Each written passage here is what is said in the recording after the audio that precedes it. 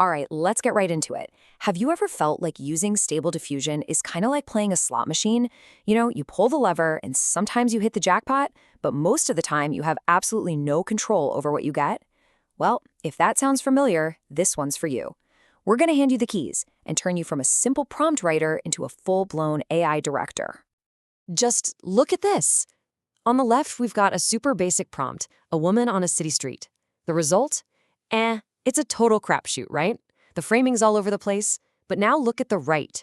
We added one tiny little phrase, and bam! It's a completely different image. It's a powerful, well-framed portrait. That is the kind of control we're talking about today. I mean, come on, we've all been there, right? The weird crops, the dreaded chopped-off head, or you describe this amazing character and the AI puts them like a mile away in the background. It is so frustrating. So what is the secret? What's the trick to finally telling the AI exactly how you want your image to be framed?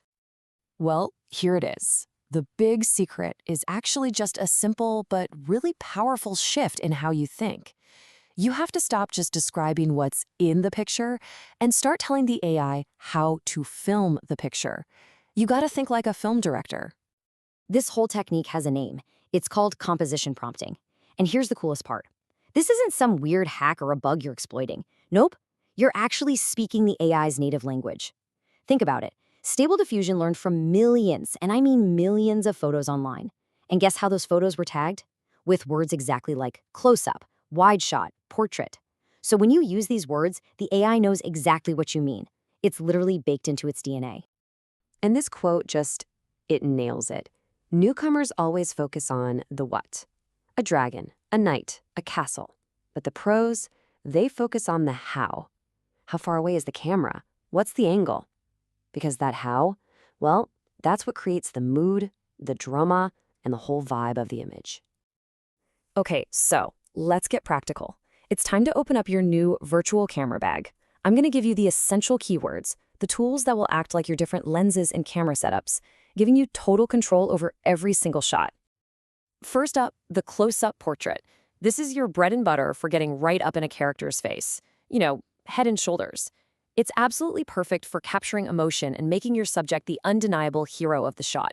If you want your audience to really connect with your character, this is how you do it.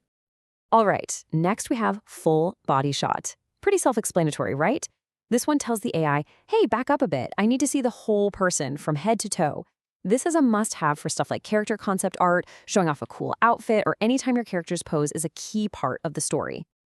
Now, let's zoom out, way out. For that, you use wide shot. This pulls the camera way, way back to show the entire world your subject lives in. Yeah, your character will be smaller, but this is how you get that epic, cinematic scale. Think of those huge, sweeping landscape shots in movies that give you goosebumps. That's what a wide shot does.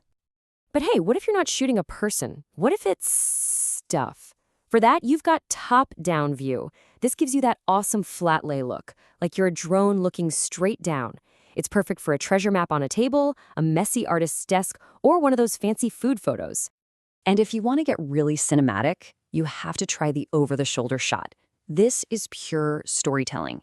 It literally puts the viewer right into the scene, looking over a character's shoulder. It's immersive, it creates suspense, and it immediately makes you wonder, what are they looking at? Okay, you've got the tools, you've got your new lenses. Now, how do we actually put them to work in a real prompt? Let's break down a super simple process you can use every single time. Seriously, it's as easy as 1, 2, 3. First, you just write your prompt like you always do, your subject, your art style, all the good details. Step 2, and this is key, you add your new composition phrase, like full body shot, and you tuck it in right next to your main subject. That links the action to the character. And then for extra credit, you can toss in little hints like centered to really lock in the framing. Of course, knowing what to do is only half the battle. So now that you know the right way, let's talk about what not to do. Knowing these common mistakes will save you a ton of time and frustration, trust me. Mistake number 1, and it is by far the biggest one, is just forgetting to direct at all. Leaving out those composition words is like getting in a taxi and just saying, drive. You'll end up somewhere, sure, but probably not where you wanted to go. By adding close-up portrait, you're giving the AI a clear, specific destination.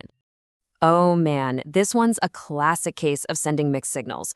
A close-up wide shot? That's like telling someone to turn left and right at the same time. You're just going to confuse the poor AI and it's going to spit out something weird. The lesson here, be decisive. Be the director. Pick one shot and commit to it. And finally, the last big one, forgetting your angle. This is so important, especially for objects. A prompt like a desk with items on it is a gamble. You might get a picture from the side, from an angle, from underneath. Who knows? But by specifying top-down view, you are taking complete control. You are defining the entire mood and style of the shot. So let's just take a step back. By learning just a handful of simple phrases from photography and film, you have completely changed your relationship with AI image generation. And this is the one thing I really want you to take away from all this. You're not just a writer anymore, whispering suggestions into the void. You are the cinematographer. You are the director. You are calling the shots and deciding exactly how your vision comes to life. So, with that in mind, here's your first assignment from the studio. I want you to go try this out. Pick one character, any character, and shoot them 3 ways: a close-up, a full body, and a wide shot. Then try creating a top-down scene. And for the finale, try telling a tiny story with an over-the-shoulder shot. Go on, get your hands dirty. Because really, at the end of the day, that's what this is all about. You now have the power to frame your ideas with real intention. The AI is your camera crew, and it's just waiting for your instructions. So the only question left is, you've got the camera. What story are you going to tell?